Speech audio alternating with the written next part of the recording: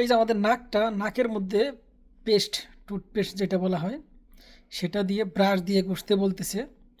এক আপুর ভিডিও দেখলাম, উনি অবশ্যই আমার ভিডিওটা দেখে, ওনাকে আমি উদ্দেশ্য করে বলতেছি, আপু আপনি যে এটা ভিডিওটা করলেন, নাকটা হয়েছে একদম সফট স্কিন, ওই পেস্ট এইখানে লাগিয়ে যখন এই ব্রাশ দিয়ে ঘষবে, স্কিনের অবশ্যই 100% ক্ষতি হবে, ঠিক আছে?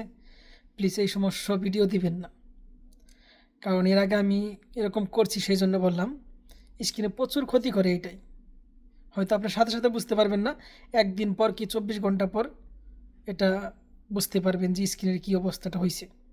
কারণ পেস্ট বানানো হয়েছে আমাদের দাঁত পরিষ্কার করার জন্য, দাঁতগুলো অনেক হার্ড। আর এই স্কিনে যদি ওই পেস্ট দিয়ে তার মধ্যে আবার ব্রাশ দিয়ে ঘষি আমরা, কী অবস্থা হবে সেটা জানেন আপনি? আর মানুষ তো এরকম নরমভাবে ঘষবেন না।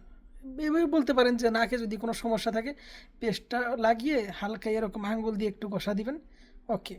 যখনই ব্রাশ দিয়ে মানুষ ঘষবে, এভাবে ঘষা যখন দিবে, তখন কিন্তু 12টা বেজে যাবে স্কিনের। সেই জন্য বলি যে ভুলভাল তথ্য দিবেন না এগুলো। এটা একদমই ভালো লাগেনি আমার কাছে ভিডিওটা, সেই জন্য বললাম। হয়তো আপনার কাছে খারাপ লাগতে পারে, আপনি আমার ভিডিও নেক্সট টাইম নাও দেখতে পারেন, বাট আমি লিগেল কথা বলি সবসময়, ঠিক আছে? এরকম ভিডিও দেওয়ার মতো অধিকার আপনার নেই আমি মনে করি। কিভাবে সম্ভব?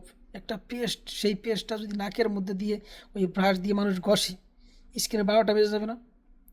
কী পরিমাণ তুক ওই জিনিসটা, জানেন আপনি? কত স্ট্রং একটা পেস্ট, তার মধ্যে আবার ব্রাশড।